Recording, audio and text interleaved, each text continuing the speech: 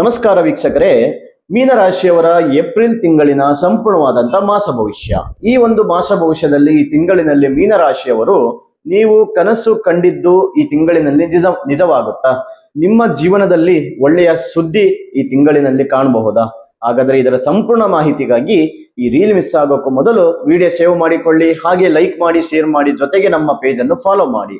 ಮೀನರಾಶಿಯವರು ಭಾವನೆ ಮತ್ತು ನಂಬಿಕೆ ಇಟ್ಟುಕೊಂಡಂತ ವ್ಯಕ್ತಿಗಳು. ಆದರೆ ಕೆಲವೊಮ್ಮೆ ಹೆಚ್ಚು ನಂಬಿಕೆ ನಿಮ್ಮನ್ನ ನೋವನ್ನ ಉಂಟು ಮಾಡುತ್ತೆ. ಈ ತಿಂಗಳು ನಿಮ್ಮ ನಂಬಿಕೆಗೆ ಫಲ ಸಿಗುವಂತ ಸಮಯ ಬಂದಿದೆ. ಹಾಗಾದ್ರೆ ಮೀನರಾಶಿಯವರಿಗೆ ಗುರು ಮೊದಲನೇ ಮನೆಯಿಂದ ಎರಡನೇ ಮನೆಗೆ ಸಂಚಾರವನ್ನು ಮಾಡುವುದರಿಂದ ನಿಮ್ಮ ಮಾತು ಮತ್ತು ನಿಮ್ಮ ನಿರ್ಧಾರಗಳಿಂದ ಒಂದಿಷ್ಟು ಹಣದ ಲಾಭಗಳು ಕಾಣಬಹುದು. ಆದಾಯದಲ್ಲಿ ನಿಧಾನವಾಗಿ ಸುಧಾರಣೆಗಳು ಕಾಣಬಹುದು. ಶುಕ್ರ ಏಳನೇ ಮನೆಯಿಂದ ಎಂಟನೇ ಮನೆಗೆ ಬರುವುದರಿಂದ ಸಂಬಂಧಗಳಲ್ಲಿ ಸ್ವಲ್ಪ ಬದಲಾವಣೆಗಳನ್ನ ಕಾಣಬಹುದು. ನೀವು ಶಾಂತವಾಗಿ ನಡೆದುಕೊಂಡರೆ ಸಮಸ್ಯೆಗಳನ್ನ ತಪ್ಪಿಸಬಹುದು. ಇನ್ನು ರಾಹು 12ನೇ ಮನೆಯಲ್ಲಿ ಇರುವುದರಿಂದ ಅನಗತ್ಯ ಖರ್ಚು ಹೆಚ್ಚಾಗುವಂತ ಸಾಧ್ಯತೆಗಳಿದೆ. ಸ್ವಲ್ಪ ಖರ್ಚಿನ ಕಡೆ ಗಮನ ಕೊಡಿ. ಈ ತಿಂಗಳು ನೀವು ನಿರೀಕ್ಷಿಸಿದ ಒಂದು ಒಳ್ಳೆಯ ಸುದ್ದಿ ಪಡೆಯಬಹುದು.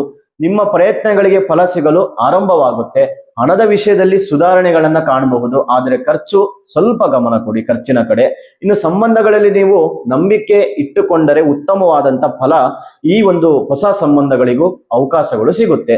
ಇನ್ನು ಪ್ರತಿ ಗುರುವಾರ ಮೀನರಾಶಿಯವರು ವಿಷ್ಣುವಿಗೆ ಹಳದಿ ಹೂವು ಅರ್ಪಿಸಿ ಅಥವಾ ವಿಷ್ಣು ನಾಮ ಸ್ಮರಣೆ ಮಾಡುವುದರಿಂದ ಉತ್ತಮವಾದಂತ ಫಲ ಸಿಗುತ್ತೆ.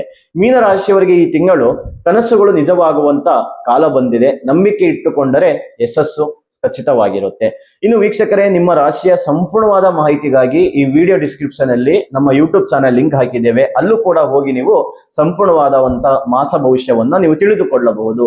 ಇನ್ನು ನಿಮ್ಮ ಅನಿಸಿಕೆಗಳು, ಅಭಿಪ್ರಾಯಗಳು ಕಾಮೆಂಟ್ ಮೂಲಕ ತಿಳಿಸಿಕೊಡಿ. ಮತ್ತೆ ನಿಮ್ಮ ಇನ್ನಷ್ಟು ಹೆಚ್ಚಿನ ಮಾಹಿತಿಗಾಗಿ ವೈಯಕ್ತಿಕ ಜಾತಕದ ಪರಿಶೀಲನೆಗಾಗಿ ಸ್ಕ್ರೀನ್ ನಲ್ಲಿ ಕಾಣ್ತಾ ಇರುವಂತಹ ಸಂಖ್ಯೆಗೆ ಕರೆ ಮಾಡಿ ನಿಮ್ಮ ಅಪಾಯಿಂಟ್ಮೆಂಟ್ ಬುಕ್ ಮಾಡಿಕೊಳ್ಳಿ.